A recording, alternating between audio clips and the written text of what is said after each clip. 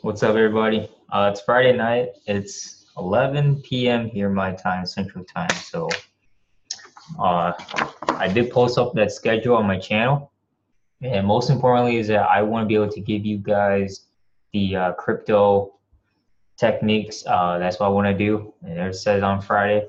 So I'm going to share my screen, and this is a document that anybody can have, and so those that actually want it, just it's on the Telegram.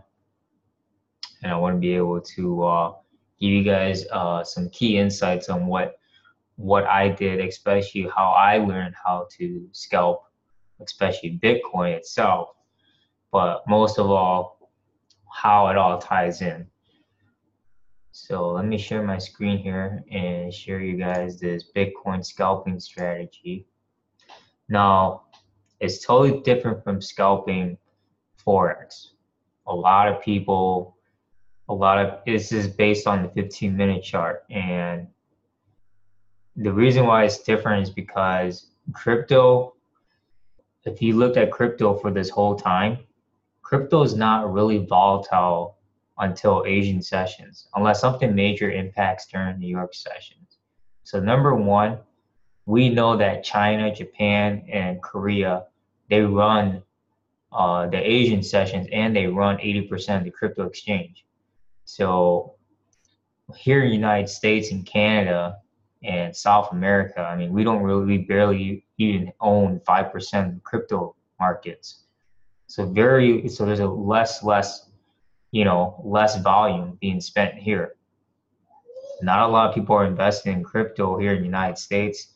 Not a lot of people are trading it, and not a lot of people are putting a lot of time into investing into this. So there's a difference. If you go to the Asian sessions, you see a lot more volume, a lot more market volatility, and that's why trading at nighttime, especially if you live in the United States, it's a lot more volatile. You get to see that impact.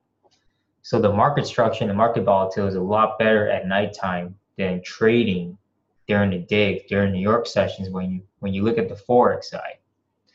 And so that's one thing that you should always look into, especially like which part of the world actually runs the crypto exchanges, and it's mostly in Asia, not here. So that's a huge indicator right there anyways.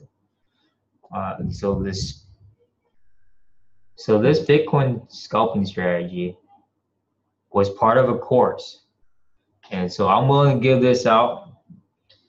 I wasn't planning on giving it out for free, but I want to be able to give you guys some insight for those that have been struggling, and for those that don't know anything about trading crypto. And this is based on trading with JAFX. JAFX is a Forex broker, but they were very first Forex brokers to allow the Forex traders to trade crypto. And so they started the crypto trading and had the backup servers with Bitfinex. So that's the crypto servers that they're using is Bitfinex. I'm not gonna say anything bad about them. I'm not gonna say anything good about them, but they just allow you. They were the very first brokers to allow you to trade crypto on the Forex broker side. I'm not talking about the crypto exchange. I'm not talking about JAFX. I'm not talking about Bittrex. I'm not talking about Kraken. I ain't talking about Binance and all that stuff. This is totally different for those that are getting into the Forex side. So here, I mean, I just listen to the advantages here. You start with $10. The leverage, you can't beat the leverage they give you. Trader's Way doesn't give you the Trader's Way leverage for crypto is 1 to 2. JAFX is 1 to 3. I forget what Kraken and Bittrex was, but none of the crypto exchanges gives you a 1 to 500 leverage. I'm just gonna be honest about that.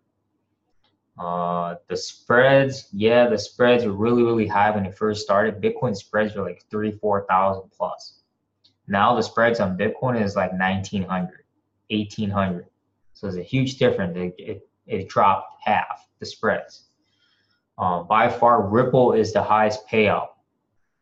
And so Ripple is the highest payout, and then followed behind that would be Ethereum and Dash. and then Bitcoin. And then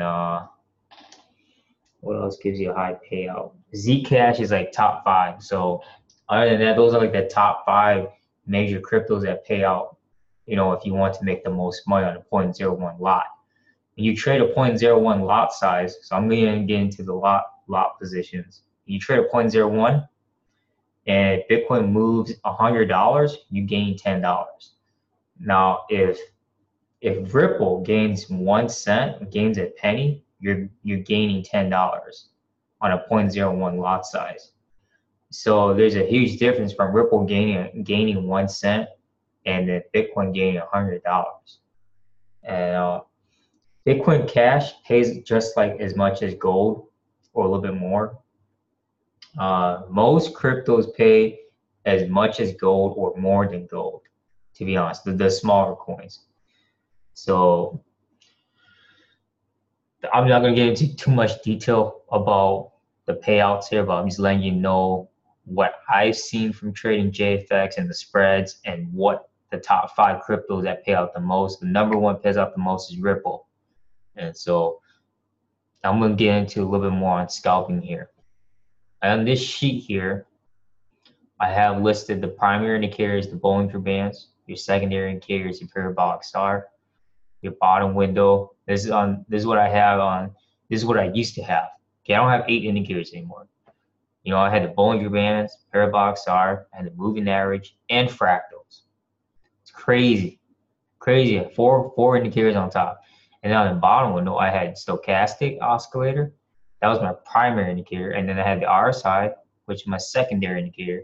And then the momentum, my third indicator, and then the MACD. When you're trading crypto, you get these unexpected spikes. You get these unexpected market reactions. You don't get very few times you get that on Forex, unless like when I mean the market reactions, I'm talking about like an unexpected event.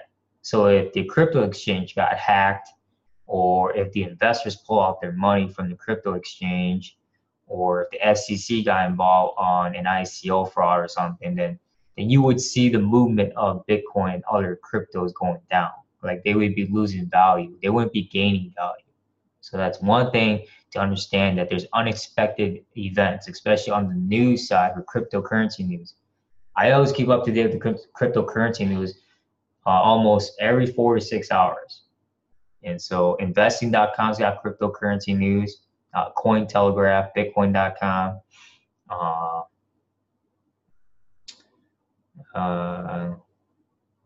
I was looking at CoinMarketCap too on the top 10, top 20 cryptos as well on price changes. Another good one is CryptoWatch, CryptoWatch.ch. That's another good website. So I'm gonna get back into here.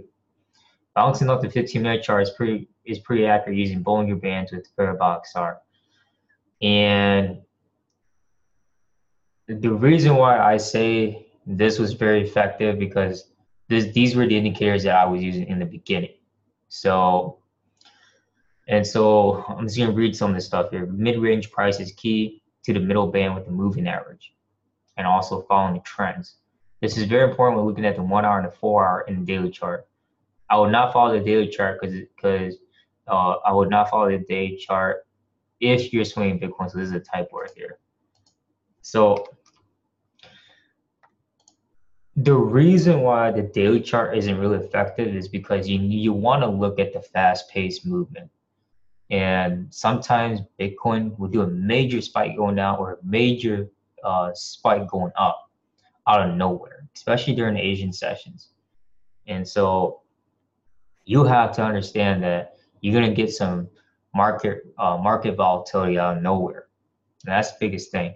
Looking at the 15-minute and 30-minute chart is a lot more precise, and it's every 15 minutes and 30 minutes you get a new candle.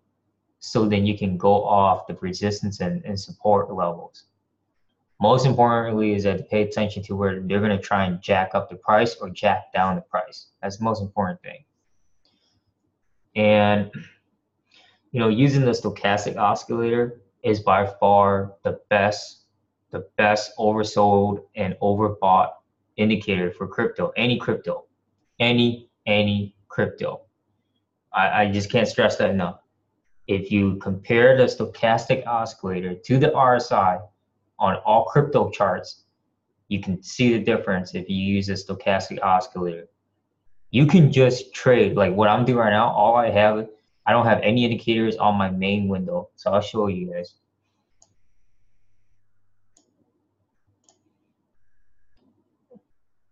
All I have is a moving average and the stochastic. And this is on the 4-hour for Ripple. Now, what I'm looking at right now for Ripple is to come back to hit 69 cents and then target here. Whoops. Oh, I see. Okay. Hang on. It paused my share. Hang on. Let me share my. And so, okay, so I'm going to go back and talk about Ripple here. So, Ripple. I'm looking for Ripple to come back to break the 69 cents and 70 cents. But the most important thing is to break this. Once it breaks 70 cents, then we're looking to reach back to 74 cents. Okay, because with 74 cents, it was overbought on the 4-hour. Now, if you look at the daily, you get a more precise reading here for swinging. But I don't recommend swinging Ripple because Ripple is more for scalping than anything else. Unless you do like a 0.01 lot size, then you're okay. But I wouldn't recommend doing a 0.01 even if you only have a $100 account. You can still blow it.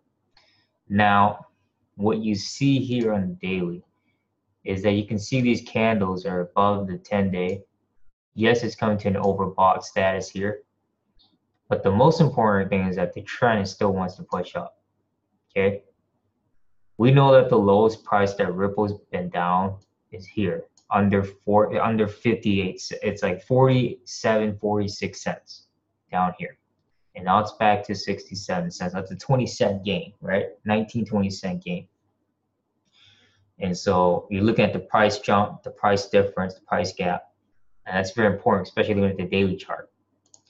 And now I would not suggest looking at Ripple on the monthly chart because you look at the monthly chart, this is all you get. There's no indicators going to let you know what's overbought and oversold because Ripple doesn't have a strong trend line and a strong trend structure of candles to let you know where you can predict the next prices. Even on the weekly chart can get pretty tricky. Okay. So the daily is the best chart for long term if you want to stretch it out and look at the future of prices on all cryptos. Now Bitcoin's been around for more than 8, 9, or is it 10 years now? So you get to see a difference if you look at Bitcoin. I know I'm not getting into the scalping, but you can see on the monthly chart, you can see how this was overbought for a long time. It finally shot down and it wants to come back up. You can see on the stochastic that it's been oversold. You can clearly see support here and support here. So unless this new monthly candle comes back down and breaks this, it's going all the way back down. But that's if they send it back down.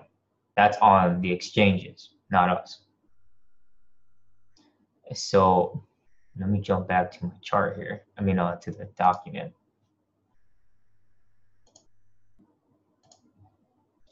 And let's see. So I'll end this.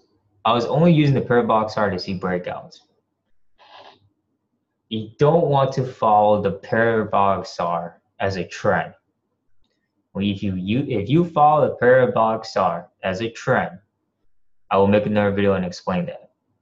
Even for Forex too, I really think the parabox R is really good for seeing breakouts versus just following a trend. People say the parabox R is pretty accurate on the 4-hour. No, you're better off just following candlestick structure and price action versus following the parabox R. That's just my opinion from the past from July until January. It's like almost 7 months that I was using the parabolic SAR. From last year, July until January, I learned the mistakes of trying to use the parabolic SAR to follow a trend. Not a very good idea when you're following a trend on the parabolic SAR. I'm just being flat out honest from what I tested out and what I've been trading in Forex and crypto. The reason why I liked it for Bitcoin, because Bitcoin was pretty slow. Bitcoin didn't really move as fast as any on the other cryptos. Ripple is moving fast, Dash moves fast, Ethereum moves fast, Litecoin moves fast. But when they move slow, the parabolic SAR is pretty damn good. But you can see that the chart that I'm showing you, I don't have the parabolic SAR. All I have is a 10-day moving average. And I was showing you the candlestick structure that was above the moving average, so that's an uptrend. If the candlestick structure is below the moving average, then it's a downtrend. You can see that pretty strong indication by following the candlestick structure. Now, I don't suggest, like even it says right here, the 1 minute chart can be very tricky. If you look at the 1 minute chart for all cryptos, you're basically just looking at pretty much nothing. I'm just being flat out honest. Let me stop sharing this document and show you. Let's hop back to the 1 minute chart. I'm going to show you the 1 minute chart on Bitcoin here. This is the 1 minute chart for Bitcoin. So obviously you don't really get to see a clear, precise candlestick structure. Even if I were to zoom back out, and you get to see a little bit better, but not enough to where you can, make some good adjustments on your entries and exits. So that's why if you were to go straight to the 15-minute chart, and let me take the moving average out. Well, no, I'll leave it on because I had the moving average at the Bollinger Bands. So with this, you can clearly see, where price is being gapped at in between here from under 7,700 and a little bit above 7,600 on the 15-minute chart. When I buy it is when this comes down, right? How this comes down, bounces out of the band. You can see it's oversold here. There's two confirmations: outside the band support, oversold. You buy it, you buy it. Notice that's pushing up, and notice that these candles are bouncing off the middle band. Notice that the stochastic ones push right back up again. So here, people would sell. Yes, you would sell, but this made a cross here. So the 15-minute cross lets you know where it's going to go. And you have to look at it after when it's overbought and oversold. So outside the band, found support, came back up on the uptrend, made the cross here. Yes, it went down after hitting on the upper band, overbought, hit up the upper band, came back down. Notice that the candles are bouncing off the middle band. Once pushed down, and that's if it pushes back down to break the moving average. It breaks the moving average at 76.50 here, then we're looking at to go back to try and retest the 7,600 price. Breaks that, then we're looking back to here at the 7,500 price. So that's one way of how I look at things for trading Bitcoin on the 15-minute chart. Let's see. I want to go back to my sheet here. This sheet, I don't know, it's pretty long sheet here. I think it's like 12, 15 pages. So let's see. Bitcoin is more slow, requires more patience, even scalping on a 15-minute chart. Yep, because sometimes 15-minute chart can turn into like a 2-3 hour scalping session. And how you notice that is when you trade during New York sessions, or when you trade on a holiday or on a weekend where there's really not a whole lot of market volatility, like Memorial Weekend. So when you trade on a 15-minute chart, it turns out to be like a 2-3 hour swing because there's really not a whole lot of price going on, price action, and plus there's not a whole lot of market volatility and volume, then you have to look at other coins where you can trade. If Bitcoin's not moving, you have to look at the smaller coins. Look at EOS, IOTA. Sometimes Ripple moves up. If not, Litecoin. Ethereum and Dash, they go hand in hand.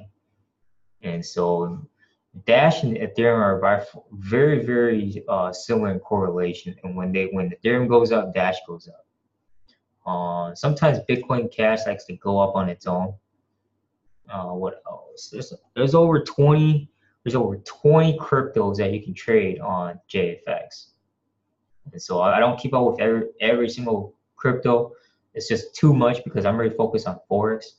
And yes, they go hand in hand, Forex and crypto, but sometimes you have to follow price action and follow the candlestick structure versus trying to follow the stochastic sometimes.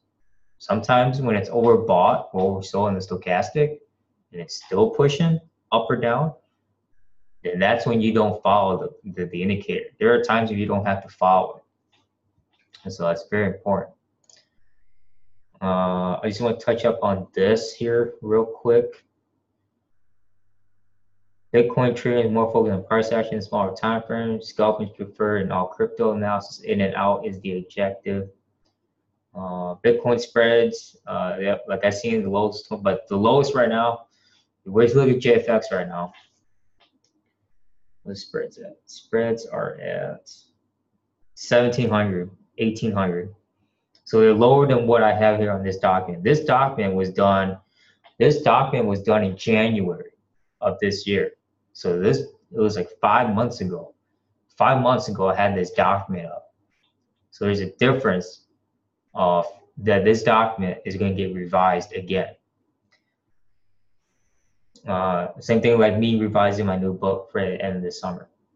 Scalping is preferred in all crypto. Yeah, ensure lot sizes for your account is not over leveraged.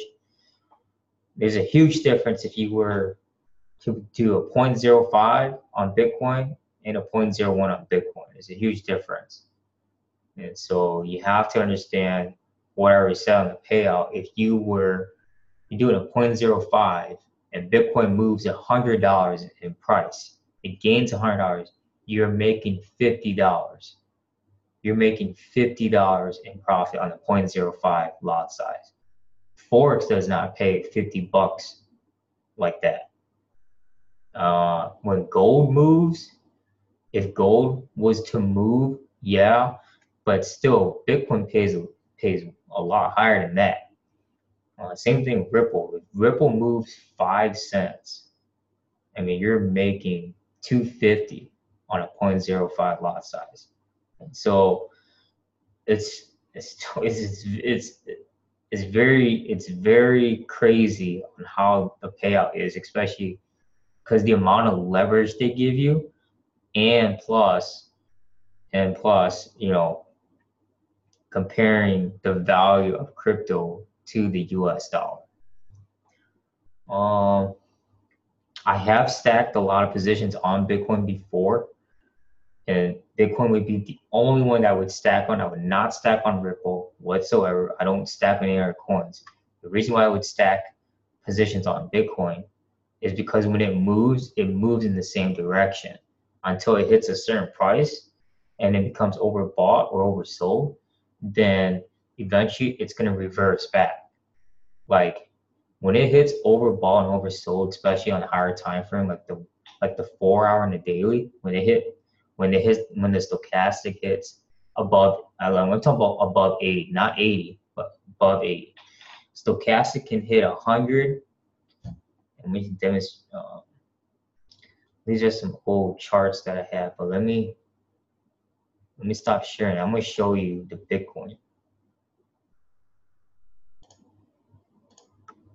Show you guys the Bitcoin here. I'm gonna show you guys this. What I mean when they hit overbought and oversold on the stochastic here. I'm gonna take off the Bollinger Bands. I'm gonna take off the moving average. I just have the stochastic. I'm gonna show you guys the daily. Okay. Notice this is the 80, right? This is 80. This is 20. When you're looking at a higher time frame, you don't want to bounce off at 80 and 20. You don't ever want to bounce off at 80 and 20. Never ever, especially on a high time frame. 1 hour, 4 hour, daily, weekly, monthly. That goes for Forex as well. That does. Reason why I say that, because the relative strength index is trying to catch up to it too. Now, when they're both overbought and oversold, yeah, that'd be the really best time. But very rare do they ever meet at the same spot on overbought and oversold. So you have to understand that. So, like I said, the stochastic oscillator it moves much faster and it's more responsive to the candles that are moving versus the RSI. That's why I like the stochastic a lot better. Anytime it hits above 80, you have to look at when it's going to create resistance. Anytime it goes below 20, you have to look at when it's going to create support.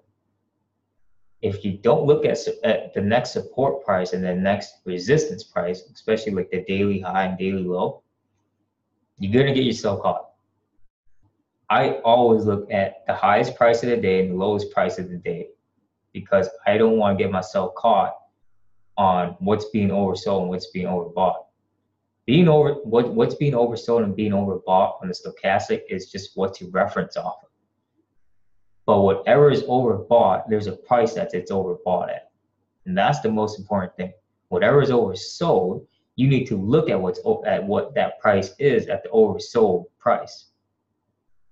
You need to look at that because that's going to be your support and resistance, especially on the daily chart.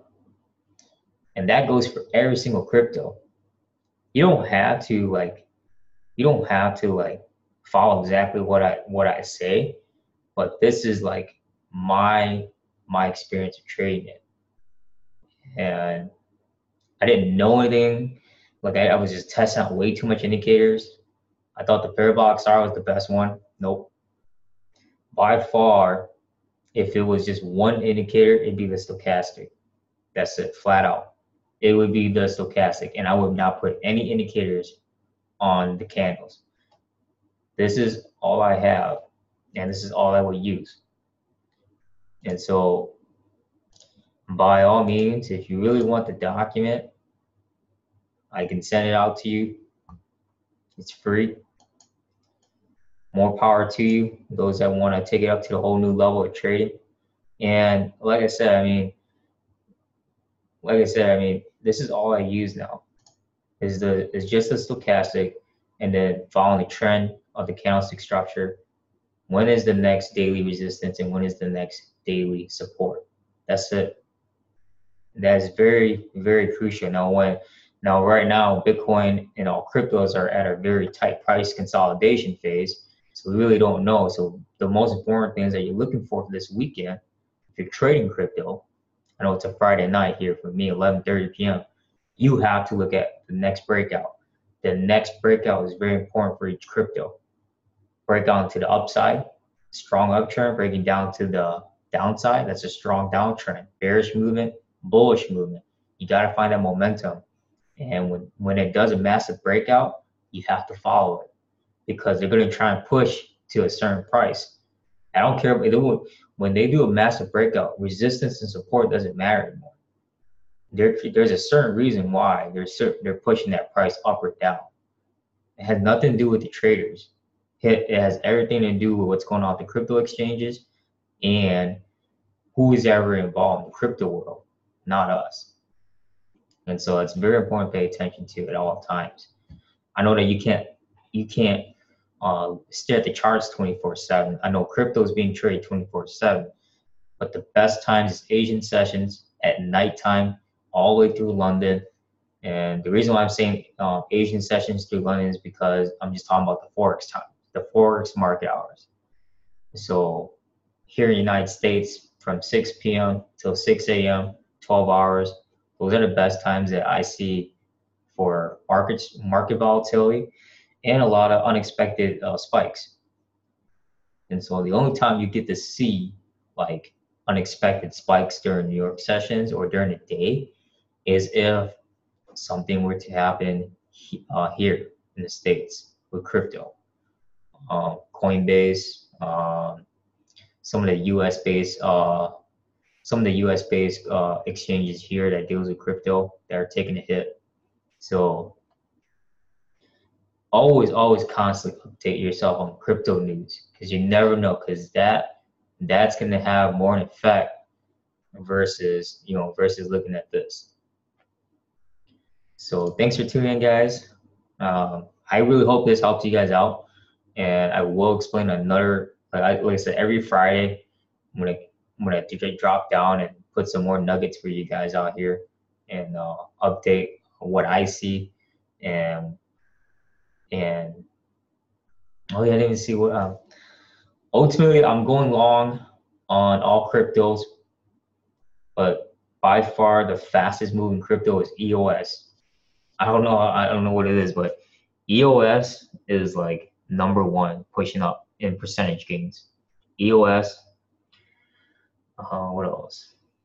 Bitcoin Cash, I'll come back 1200. Looking for Ripple to break 74 cents again.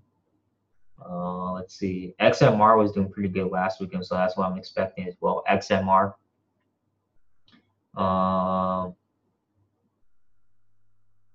Ethereum's been holding its weight at 600, so I'm looking for it to push back to 700. And then Zcash has been holding at 230, so I'm looking for Zcash to come back to 300, but that's when everything goes back in business for crypto and on the positive side. So that's prices that I'm looking at right now. Those are the only cryptos that I see that are really pushing forward back to the upside versus the smaller coins. Litecoin isn't really doing anything. IoT isn't really doing anything. NEO isn't really doing anything. EDO isn't doing anything. ETP isn't really doing anything. Bitcoin's just ranging at 7,600, 7,700. So we could probably see Bitcoin being capped here for a little while. Other than that, that's pretty much all I see for right now. But I'm still planning on going long with them because they've been down for almost a couple months now. So we'll see where they plan on going for the summer. The summer is pretty important too. So if you look back at last year, Bitcoin, all of them were jumping prices to the new prices, like higher. The fall, they went even higher, and then right when Christmas hit, right before Christmas, they even went even higher. And so we'll see where they plan on going for this summer, because it's very important, because they're not really doing anything for the summer. They're not going to do anything for the fall. They could just be consolidating this whole year. And so we're in the 6th month of the year. We got 6 more months left. So that depends on where regulation process is going, what the exchanges are doing, how many investors are putting money into it. I mean, we're looking at on all different crypto markets. And nothing to do with the Forex traders coming into trade. So that's the most important thing, is how much money is being pulled into these coins. So other than that, that is all I got.